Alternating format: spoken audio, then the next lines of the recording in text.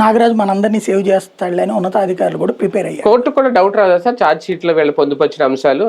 CC కెమెరాలు ఇన్ని రోజులు పనిచేయట్లేదు, ఇన్ని రోజులు ఫుటేజ్ పోయింది, అంటే నెల రోజులు పోయింది దాదాపు. అంటే తెలియనంత అమాయకులు కాదు, మరి ఎందుకు హెజిటేట్ చేస్తున్నారో మనకు తెలియదు. మామూలుగా న్యాయమూర్తులు అదేమంటారు, ఆవులించకుండానే పేగులు లెక్కేయగలిగిన వాళ్ళు మన వాళ్ళు, చాలా ఎక్స్పీరియన్స్. అందులో పోలీసుల వ్యవహారాల్లో చాలా బాగా తెలిసినటువంటి వాళ్ళు. పోనీ గతంలో ఇట్లాంటి కేసుల మీద మాట్లాడలేదా? ఎన్నో కేసుల మీద కోర్టులు ఆర్డర్లు వేసినాయి కదా. ప్లస్ దేశవ్యాప్తంగా వీళ్ళకు ఉన్నటువంటి విచక్షణాధికారాలు, విశేష అధికారాలు తెలిసిన వాళ్ళే.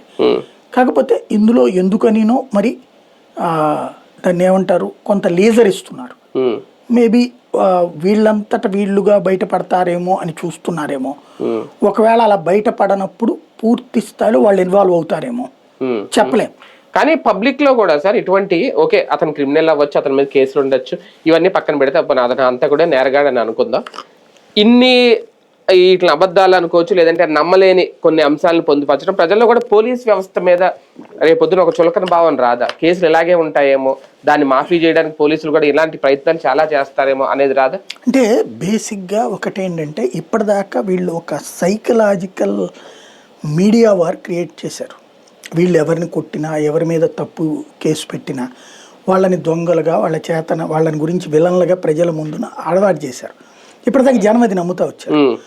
ఇప్పటిదాకా వచ్చిన ఒక ట్రెండ్, రివర్స్ ట్రెండ్కి ఇది ఆరంభం. ఇది ఆరంభం. ఇక పైన